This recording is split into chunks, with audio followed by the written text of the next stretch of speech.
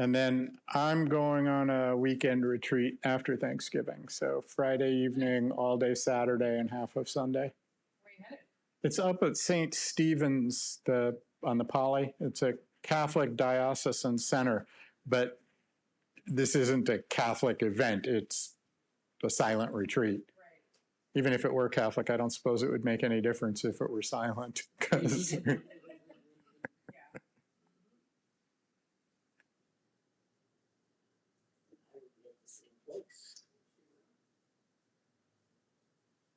So you're also going on a retreat? Yes. Cool. I'm gonna be, well, the Big Island. I don't know exactly where we're stationed, but for a few days. Oh, yeah. Yeah. You don't know where? I just have to wing it with them. They sent me the flight information like an hour before. Oh, yeah? Okay. And then I get the rental car and I go to work and see what I can do. Okay. Yeah. Is it job related or is it? Oh yeah, I'm being sent there for work. You do? I work this job is private investigator, but I think you probably, the me that you know from here is I work with dogs.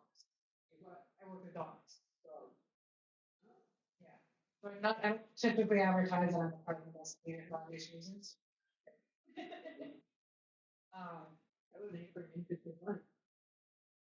I'm a private investigator. I'm new to it.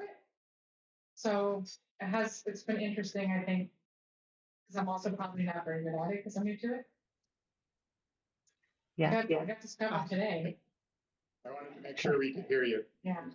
It's raining and there are very few people here. So nobody will be going out on the lanai, but it won't matter because there's plenty of room with only a few people here.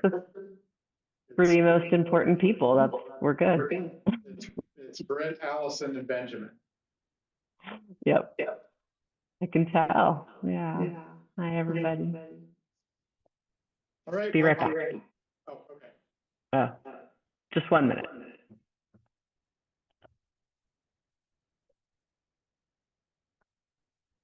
Works pretty well when it works. Yeah. You hear them clear too. All right, I'll turn it over to you. Theoretically. Okay. Great. I'm going to pin you guys. Awesome. Well, you guys know the thing. You know about the bathroom. You know about the Donna. So yeah, keeping it easy for me over here. Nice to see you all. Our temperatures got a little bit warmer this week. Instead of -14, we went to +14, 14 degrees. And then, it's cold over here. Yeah, we're gonna sit together for about 20 minutes. Oh, somebody's coming in. Oh, Charlie? No, not Charlie. Who's that? Somebody I don't know. Hi.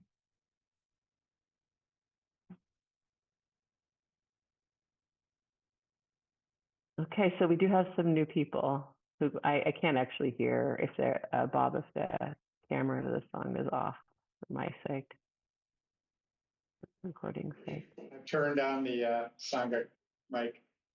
That's Amy from Alaska, and I'm Bob from here. Well, she's from here, but she's in Alaska at the moment, and I'm here. So she leads the first part of things.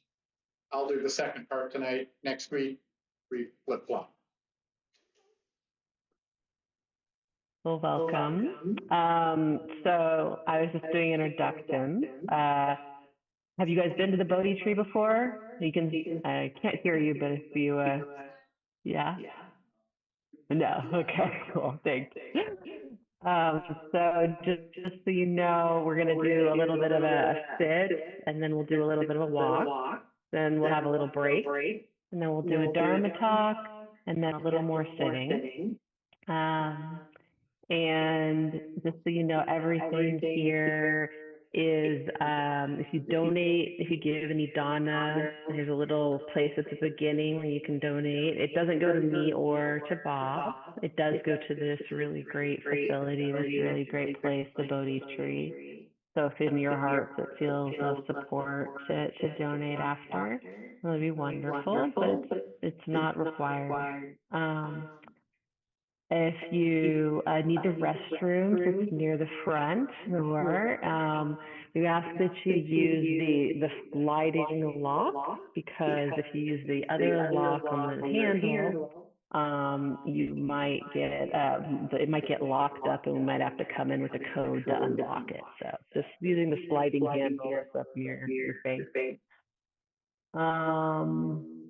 Yeah, I think that's all. One more thing. Oh yeah. So we are streaming to YouTube.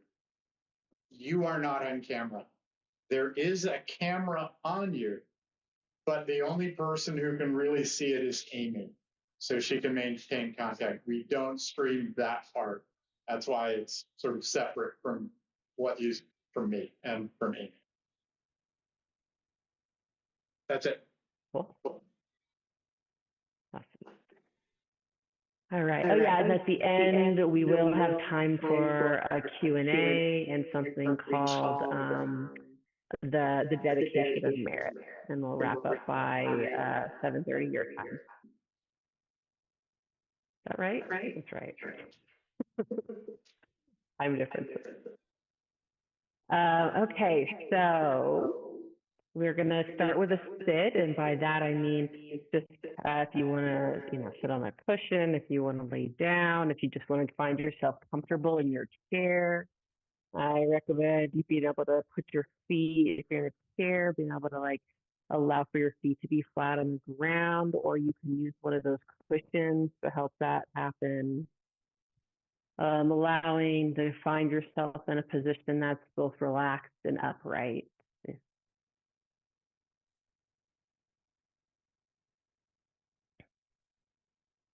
And make some suggestions before we start officially fully meditating, but you can keep your eyes closed or open during any of this. If you start to ever find yourself struggling in a meditation, the encouragement is to reflect on maybe staying with it, or you can reflect on what you can adjust or change. Like if it makes sense to go from the floor to a chair, that's okay. If it makes sense to go from a sitting position to a laying position or a standing position. I'm a big fan of standing positions in the middle of sits if needed.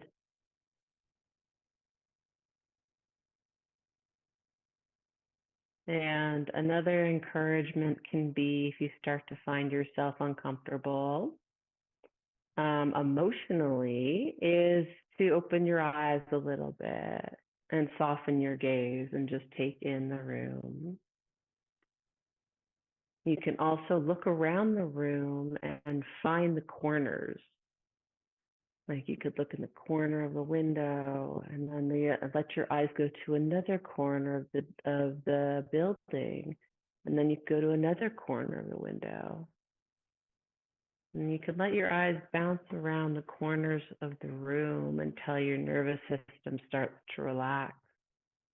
And then again, you could close your eyes or soften your gaze and come back to the meditation. So those are some of the things you can do to support yourself if you start to feel uncomfortable in the meditation and it feels intolerable. So, or just too tricky, I guess. So if you're comfortable with it, begin to close your eyes or lower your gaze if you haven't already.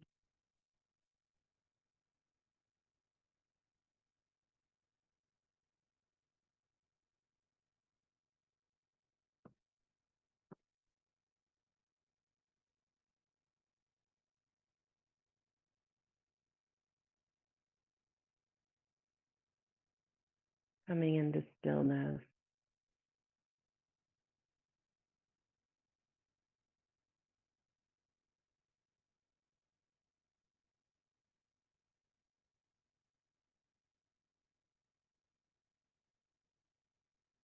We spend a lot of our day doing. Now is the time for being.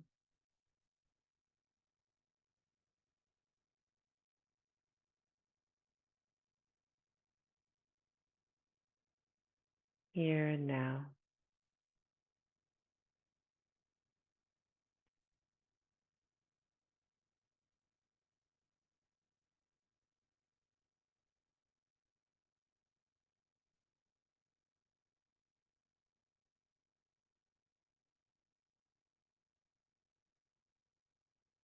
Inviting the body to soften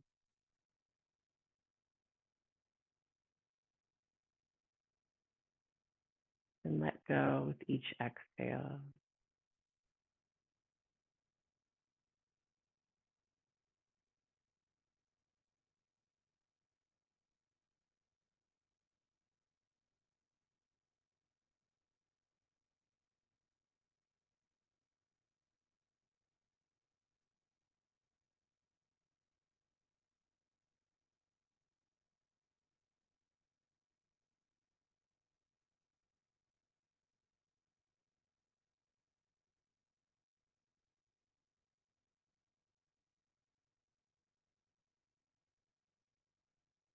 Tonight I'll be guiding us through a body scan, yoga nidra style practice.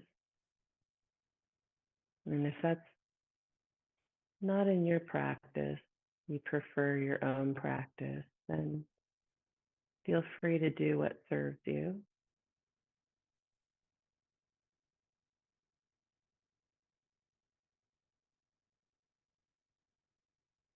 And begin with softening the area around the eyes,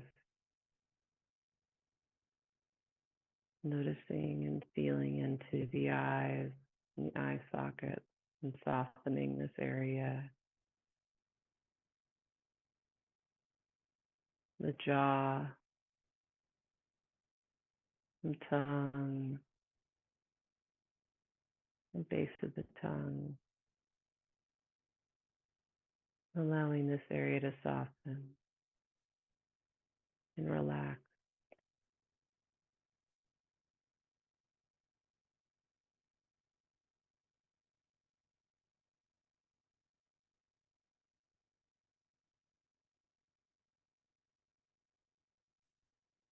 Letting the words that I speak fall over you as you scan along areas of the body. If at any time you feel lost or confused, you can come back to the breath or simply go to the area of the body that feels supportive.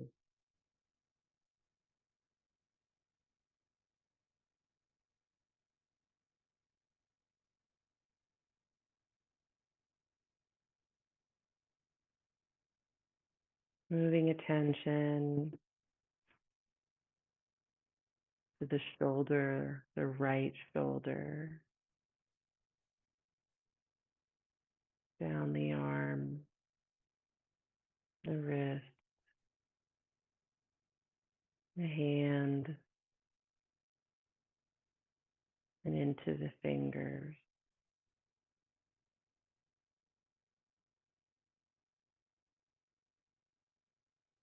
The right finger, the thumb, the first finger, second finger, third finger,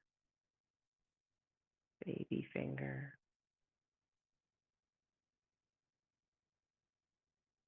Feeling sensations of the hand, the arm, upper arm, and shoulder. Moving attention down the chest, the torso of the right side, torso, belly, the right side hip, thigh, the knee of the right leg, down the lower leg, calf and shin. Feeling sensations of the heel, sensations of the bottom of the foot,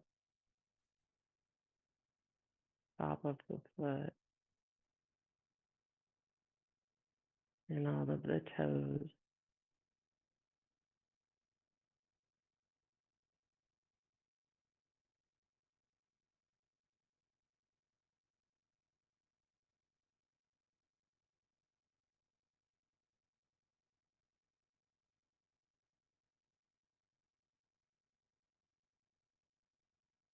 Feeling sensations of the right side, leg,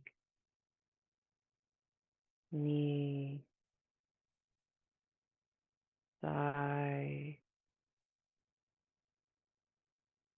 up the right side, torso,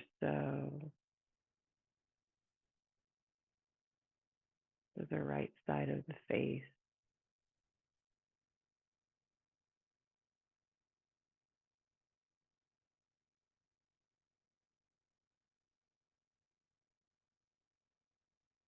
Feeling sensations on the whole right side of the body.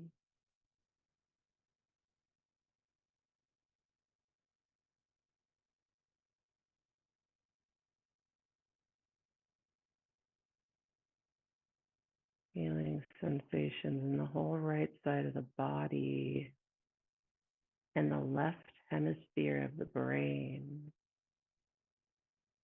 at the same time.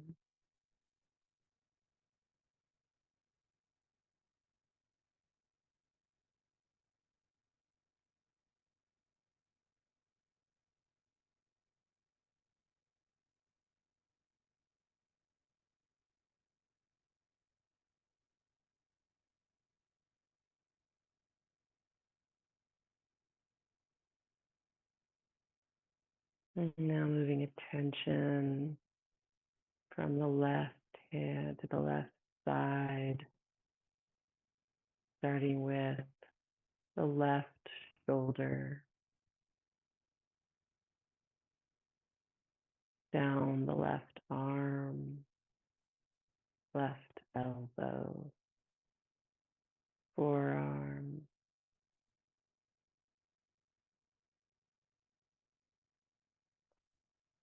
the hand, the wrist,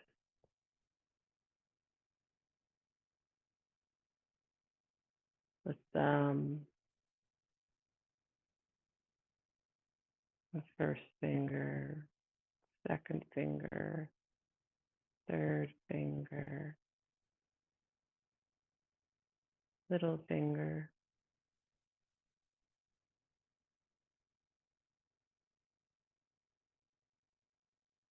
feeling sensations up the hand, up the arm, elbow,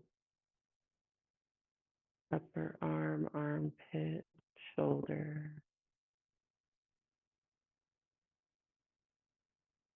Noticing sensations of the chest, the torso on the left-hand side, the belly, the abdomen, and hips, and the waist of the left-hand side, down the legs, front and the back, upper leg, thigh, sensations of the left knee.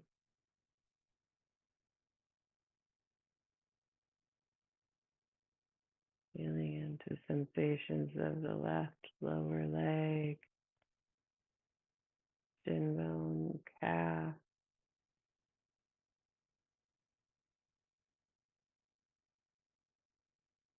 Moving attention to the left heel, the bottom of the foot, top of the foot,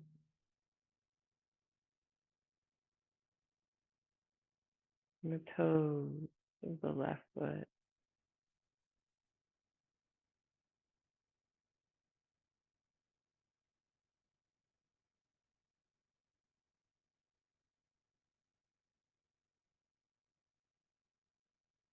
And feeling sensations up the foot, up the leg, through the torso of the left hand side, the left hand side neck and face.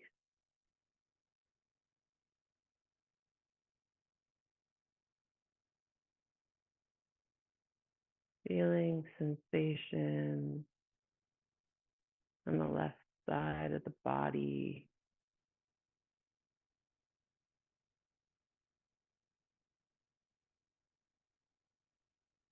left side of the body,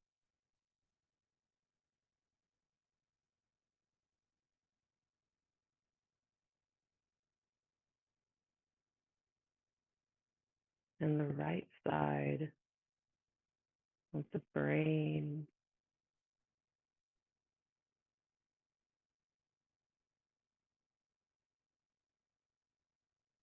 At the same time,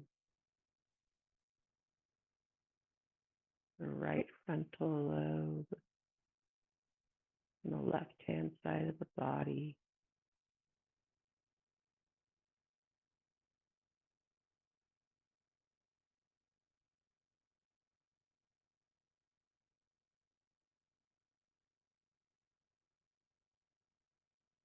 We're now feeling into the total body, from head to toe, any sensations that arise here, pleasant, unpleasant, and neutral.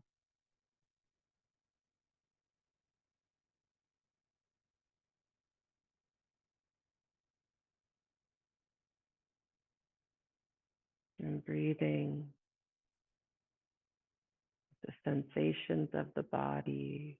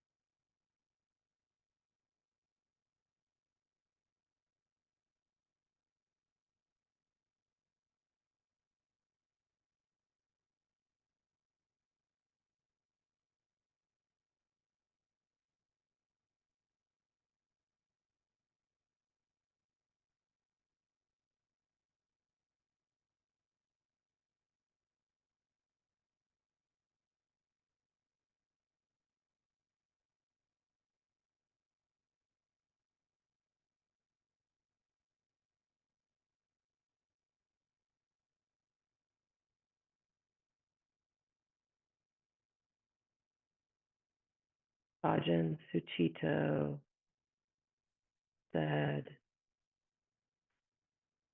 energy is not about doing more. It's about being awake. When the heart is truly alive, effort becomes joy. Energy is not about doing more. It's about being awake. When the heart is truly alive, effort becomes joy.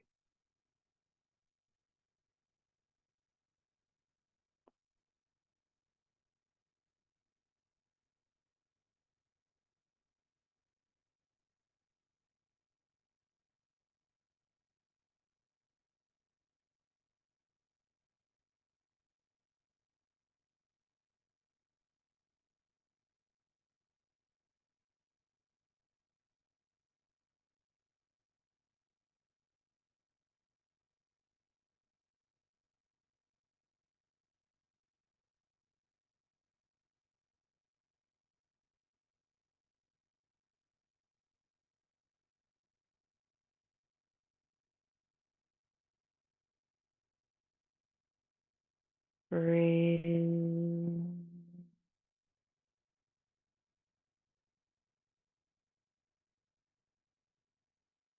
Breathe.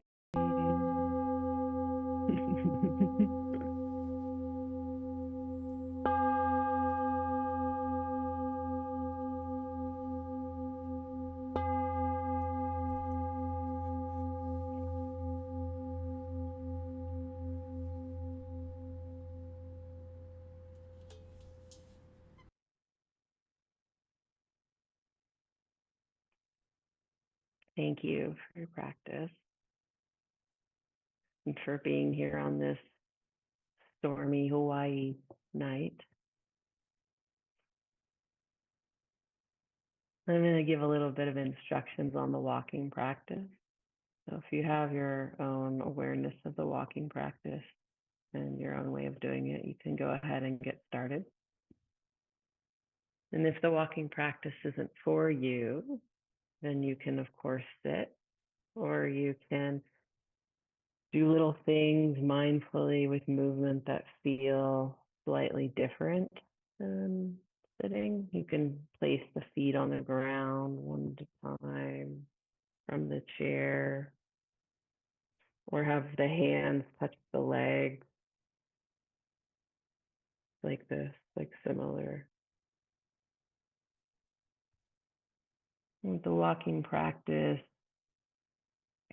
usually traditionally how it's taught is that you find a space that's about a few steps, maybe 5 steps in each direction. And you keep your gaze lowered, typically. You can close your eyes and you can look up. But if you do so, there's more distractions. So you're going to look up, encouraged to look up with awareness. I am choosing to look up and take in something else. And often the gaze is lowered so that we can keep our balance. I sometimes will go back and forth with closing my eyes if my balance is there, but it's really not necessary to close your eyes while you walk because there's problems with that sometimes. So in the practice, you can walk slow. It can be a lifting, bending, placing, lifting, bending, placing. It can be short steps.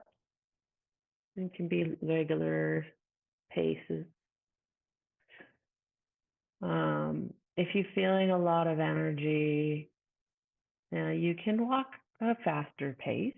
That's okay. But oftentimes people walk a slower pace in order to help sustain attention. Yeah, so if you want to begin to try it out as I'm describing it, we can go right ahead. And people feel the shift of movement, moving, bending, placing. And focus, I would encourage, is probably on one part of the body as you do this, is to make the focus of attention a little more narrow. So perhaps the attention will be on the feet. It can be on the full body. It can be on a lot of different things, but just seeing how present you can stay as you move.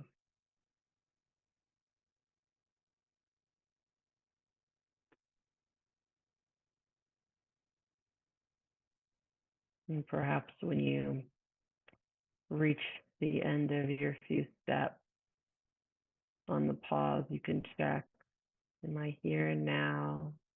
Am I present in this moment? Can I come back to here and now with patience and compassion?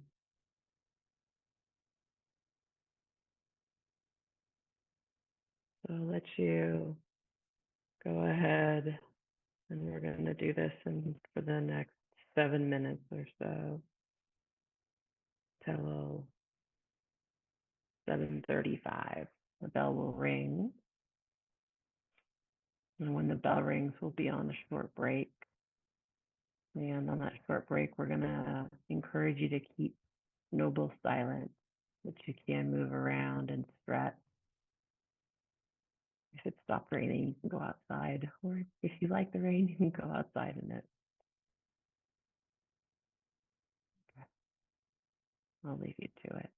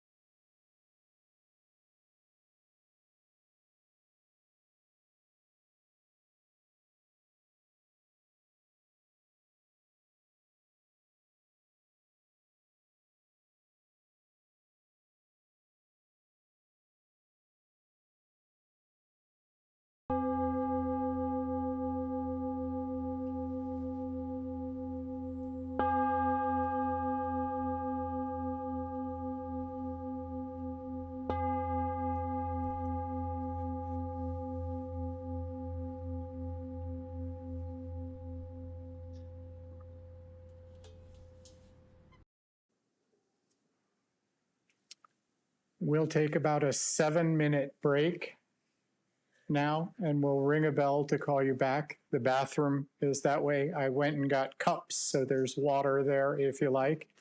If you're not afraid of the rain, there's a nice view from the lanai. So I'll ring the bell in a few minutes.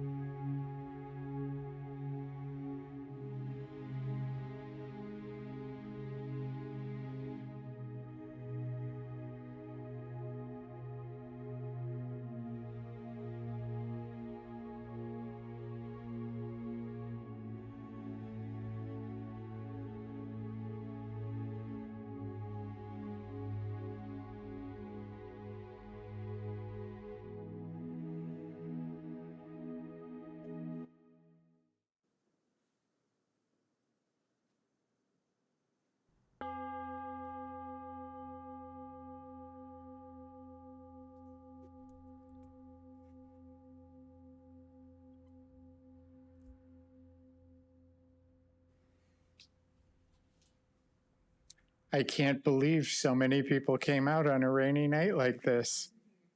And this one brought 2 more downstairs. And this one walked. Yeah, so thank you so much for being here tonight. For those that are new to this, we've been on a journey studying the paramis, or perfections, the 10 of them. And tonight we're on the 7th of them, which is truthfulness. But before we get into this whole idea of the perfections, I want to dispel something. Because every time I hear the word perfect, I realize how short I've fallen from that in any area. And so I don't like thinking about the perfections, the paramis. I actually prefer the Pali word because it doesn't register that word perfection with me quite the same way.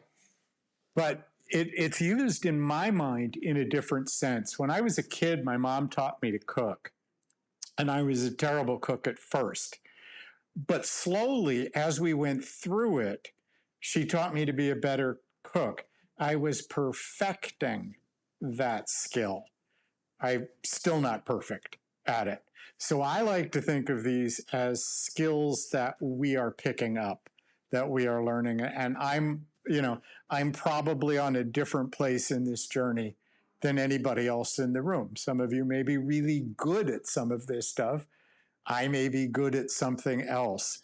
But we're all sort of headed in the same direction. So I like to think of it, the paramis, as developing skills, perfecting them. So the 10 are dana, which is generosity. And that was the first thing that the Buddha always taught, giving generously, and not just giving money or anything like that, but actually just giving of ourselves in a generous, truthful way, not doing it to receive something back, not doing it to shame people, not doing it for our ego. Well, I gave more money than you, to the whatever it is kind of thing. Sila, or ethical conduct. Nakama, or renunciation, which is just letting go of things. And one of the things I've always had to let go of is the stories I tell myself about myself, which are mostly untrue. So that's a major part of renunciation. It isn't necessarily about giving up, cars or wealth or homes or this or that, none of which I have. But the stories I tell myself are what I need to let go of. Panya, or wisdom, seeing things as they are. Virya, or energy, which is that drive to continue doing this. One of our favorite haikus is, "Oh, snail, climb Mount Fuji slowly, slowly." That snail has a lot of energy to go up. Kanti, or patience, and letting things happen in their own time and not pushing them. And tonight, satya, or truthfulness, which is speaking and living in alignment with what is actually happening, what is real. It's not just about not lying. I mean, that's good. I still lie sometimes. I have not perfected that, but it is about being present for what's real. I love this haiku I found when I was doing some looking for this. It's by a woman named Rebecca Lilly. "In truth, the silence speaks louder than any word. The heart listens well." Does our heart listen well? Because I think when I listen from my heart, I perceive truth, as opposed to when I think with whatever's in my head, right? I tell myself stories about my friends. I tell myself stories about whatever. But when I'm able to listen with my heart, I can get a little closer to that truthfulness. I think this is talking about. It's about listening well. It's about being present with what is and what is truthful. I wanted to make sure my mic was on so Amy could hear me. It's also about being truthful about the fact that our tech fails all the time, and we're kind of okay with that. It really is, for me, also being true about those stories I tell myself, because I have been as delusional as anybody. I have not always been an honest person or a nice person or a kind person, but I told myself I was. And none of that was true. I mean, I wasn't like, some major criminal or anything like that, but I've spoken hastily. I've caused pain in other people's lives, and I refuse to see it. So coming to being able to see that truth has been an important part. It's this commitment to living in harmony with what is true without the distortions I tell myself. I'm not very good at it. I still tell myself stories all the time, but I am getting better at it. So how do we do this? That's really the question, right? It's practice. It is simple listening, feeling with our heart, and practicing. I love I was thinking of people who we consider almost perfect at anything. And the first person who came to my mind was Simone Biles, the GOAT, the greatest of all time gymnast, who is just perfection when you watch her. Mostly, I mean, yeah, sometimes it's not quite right, but when she hits it, it's just incredible. But I'm sure she didn't start out like that, right? She started out as a little kid who could barely walk and who fell on her face, just like that. But she continued to practice. And she had some of those other things that we talk about, that energy, that, oh, snail, right? Climb Mount Fuji. It'll take a while to get up to the top, but I'll get there. And she had that commitment. And she had the commitment to living in harmony with her body. Right? You have to have a certain kind of body to be able to do gymnastics. Sure, but unless you train it, unless you understand it, unless you're in tune with it. And here's the other thing I so much respect her for, was when she was having some mental health issues, she was right up front about it. She didn't try and lie. And she said, no, this is happening and I'm going to back off from the competition. She was truthful, not only to all of us, but to herself.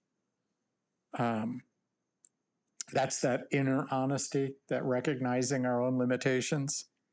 So in my life, I've had to learn a lot of this stuff. The story I like to tell about this is, in a younger part of my life, many years ago, I was not a good child. I was not a good son. I was an adult by years. But I wasn't someone necessarily you'd want to be around all the time. And my parents were kind of sick of me. My mom and my stepdad, they weren't happy to see me all the time. Not because I was necessarily destroying their lives, but in many ways I was destroying my own. And that was really painful for them to watch. And so they didn't invite me to stuff, all the time. I could show up if I knew about it. They didn't throw me out of the house or anything. But here's the thing. My mom married this wonderful Hawaiian man when I was they started going out when I was like 17 or 18. They married a few years later, but they were together as a couple. And he always used to introduce me as, oh, that's Diane's boy. He didn't take any ownership of my being oh, that's Diane's boy. Talk to Diane. That's my mom. And when I realized I was sort of at my bottom and I needed to change my life and start acting with integrity and with truthfulness, I began that journey. And I was not immediately like, oh, you're back. It wasn't like, I changed my life. I'm good now. It took a lot of years. It took a lot of practice. And I started it by showing up and leaving before I caused trouble. I did it by listening a little more than I talked. I did it by, I would go over every Christmas to Hilo and take their photograph and then give all the other family members cheap frames from Walmart, frames of them, and make their Christmas cards for them. And pretty soon they started inviting me back. And my stepfather started going, oh, that's my Hanai boy. And if you're familiar with Hawaiian culture, of course, that's you're adopted. You're now part of the family. He would still call me his Hanai boy, though. Here I am, and this is, 20 years. actually, this is 30 years ago, right? I'm in my 30s. I'm in my 60s now. And he was like, "This is my Hanai boy." He called everyone boy, so I didn't think much of it. A few more years passed, and I began to notice something because I had become a more truthful person, not only to them, but to myself and to those around me. He started going, "And this is my son." He dropped the Hanai. I became a real member of that family by doing my best to act with integrity and to act in accordance with that truth and that harmony of what really is. I'm still super imperfect. Ask any of my friends, they will tell you, I promise. But I'm a whole lot better than I was. And I think that's what that perfecting means. It doesn't mean I ended up perfect, right? It means I've worked on perfecting that skill, that being okay with others. I've worked on forgiving others for their foibles. They forgave me. How could I do less? So that's what it means. So that's my life in trying to come to terms with some sort of truthfulness, realizing the truth of what was wrong, realizing the truth of how to get better, and realizing I'll probably never get to that perfection, but I can perfect the skills as I go along. In meditation, it's about being real with what comes up. Sometimes when we're sitting, uncomfortable feelings arise. And I don't want to be there for them necessarily, but just accepting that this is what's happening in the moment is that way to be sort of truthful about it. When we have an ache or a pain when sitting, just being aware, okay, this is happening. Doesn't mean we have to stick with it. It doesn't mean, like, oh, okay, I'm just going to sit here and be in pain. We can change that, as Amy said in the introduction to her sitting. We can absolutely change what we're doing. We can sit a little differently. But unless we're aware of it and doing it mindfully, we're not really living in accordance with what is happening at that moment.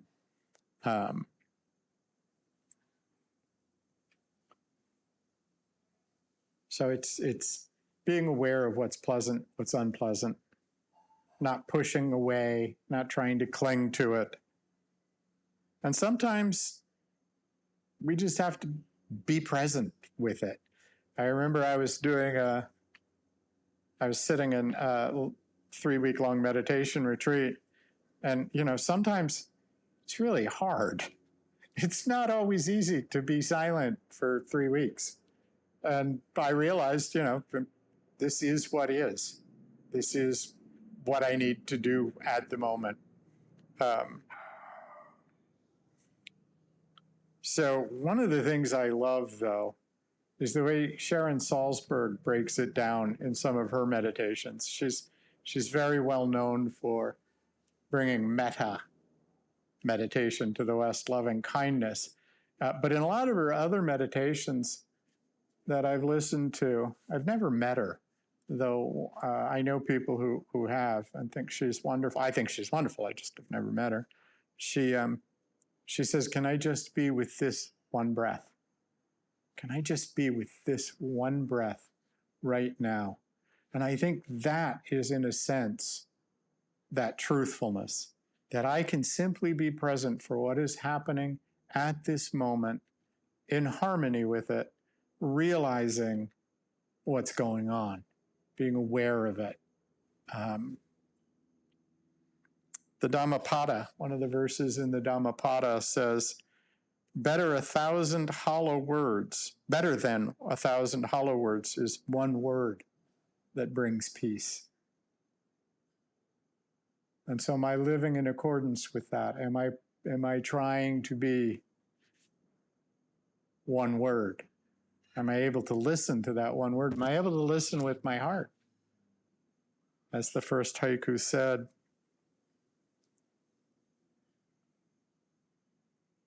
before we sit, because we'll sit again, I'm going to read the patron saint of poets for meditators, a Mary Oliver poem. And this one is the gift. Be still, my soul, and steadfast. Earth and heaven both are still watching, though time is draining from the clock. And your walk that was confident and quick has become slow. So be slow, if you must, but let your heart still play its true part. Love still as you once loved, deeply and without patience. Let God and the world know you are grateful, that the gift has been given.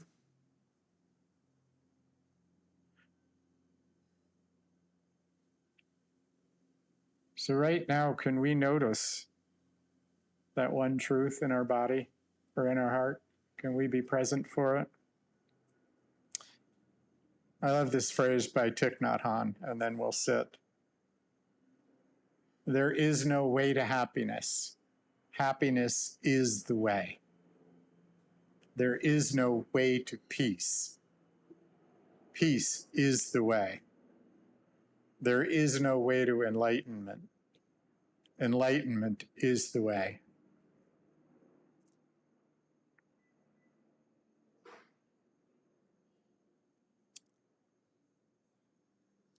So I'm not sure there's a way to truthfulness. Just being true is the way. Let's sit.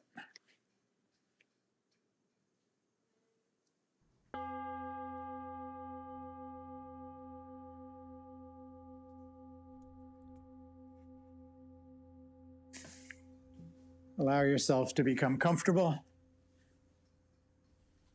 We will be focusing a little on our breath. If the breath isn't comfortable for you, feel free to choose another sensation, the sounds around us.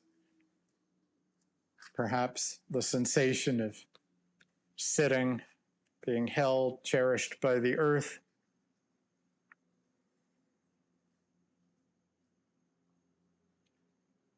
Taking a few deep cleansing breaths, breathing in fresh air, exhaling deeply, allowing thoughts and plans simply to go on their own. We're not chasing them out. We're simply opening the door and letting them go of their own accord.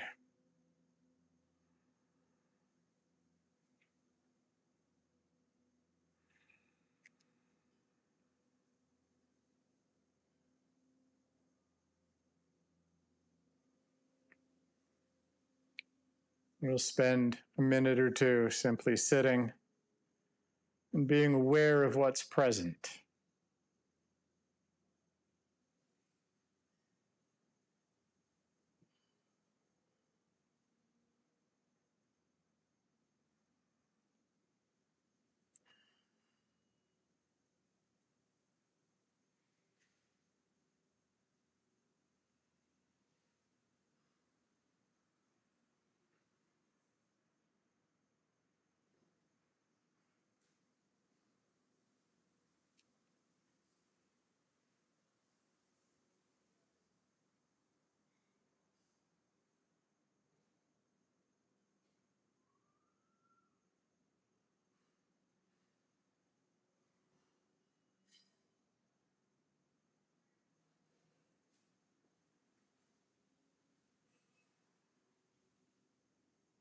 If we're using our breath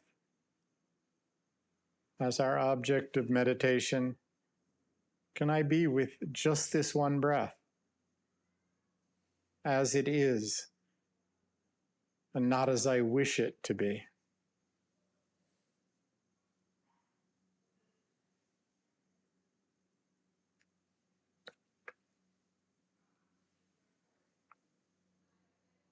Can I be with the sounds around us as they are,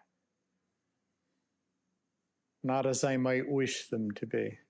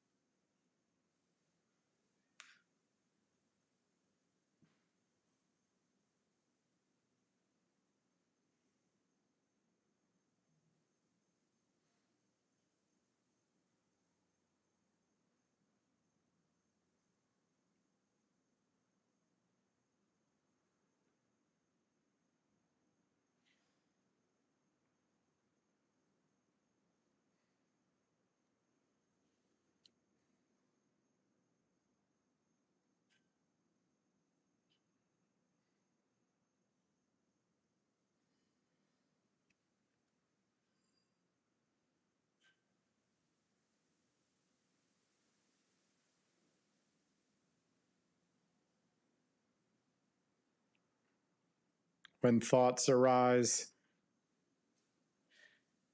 can we simply allow them to do that? Acknowledging the truth that this happens, and return to our anchor, our breath, without judgment, without aversion, without clinging,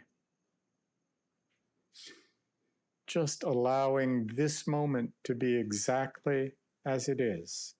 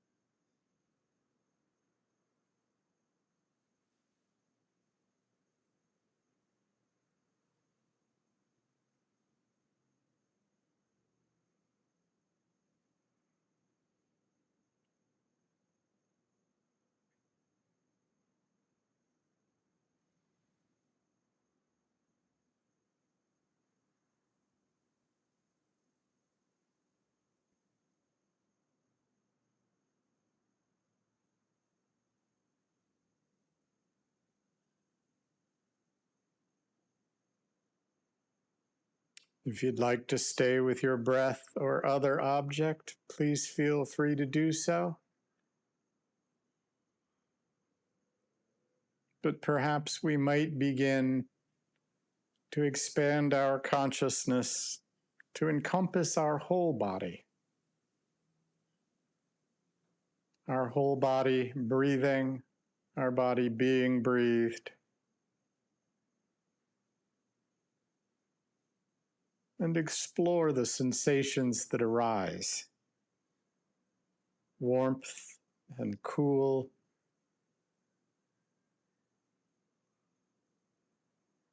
comfort, tightness, looseness.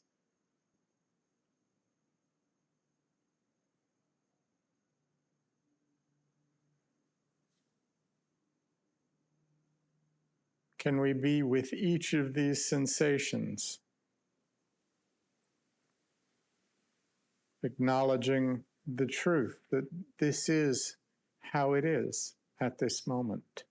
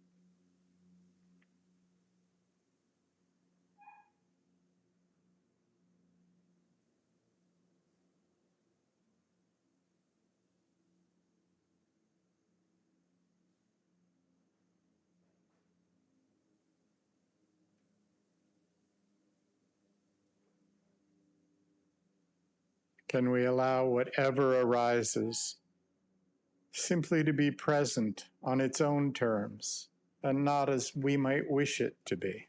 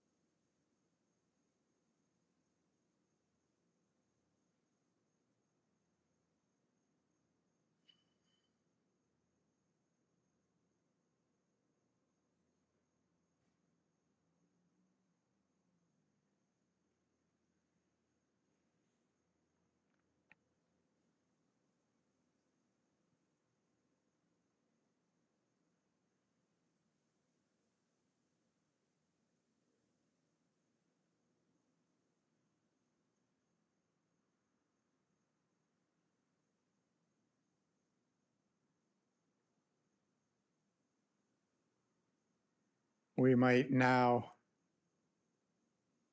become aware of whatever's arising in our heart, listening with our heart, if you will.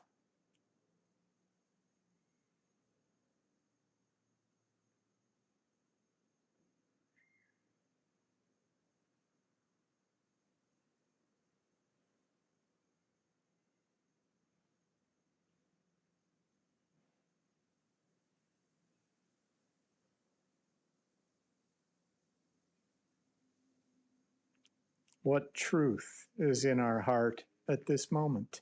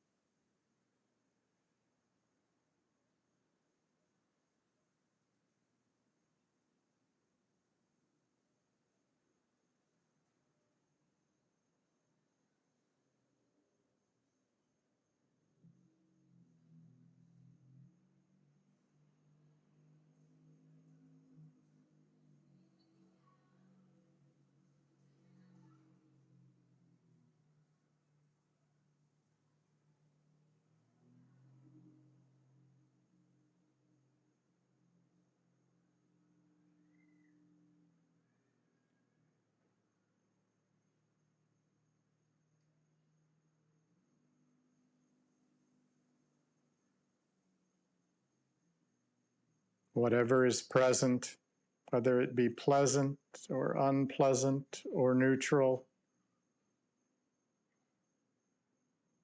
can I simply allow it to be what it is without trying to change it,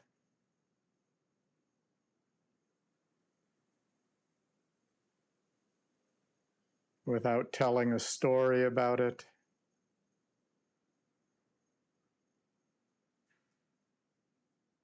Just allowing it to be.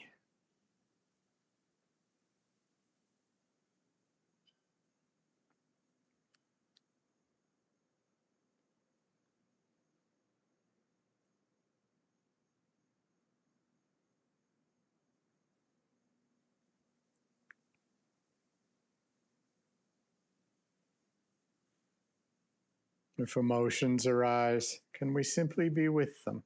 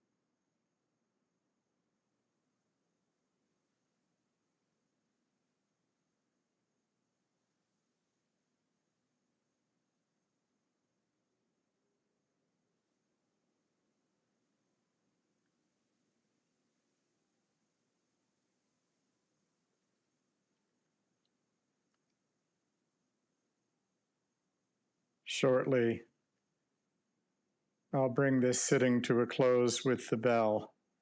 But before we return, I'd like to read these words from Rainier Maria Rilke from his letters to a young poet.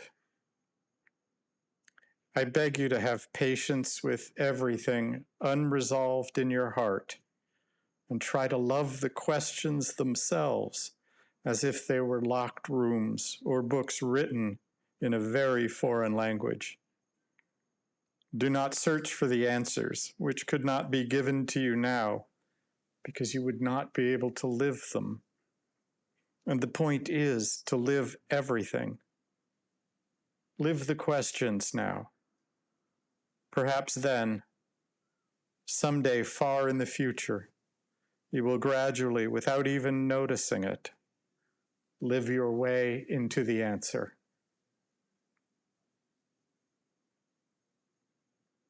Can we tonight live these questions in our heart? Be present with them.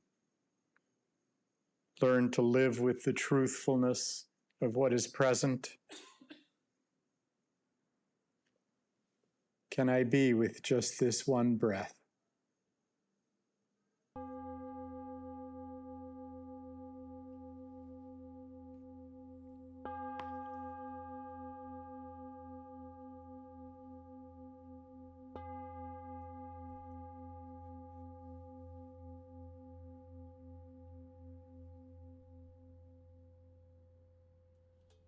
Thank you for practicing with me tonight.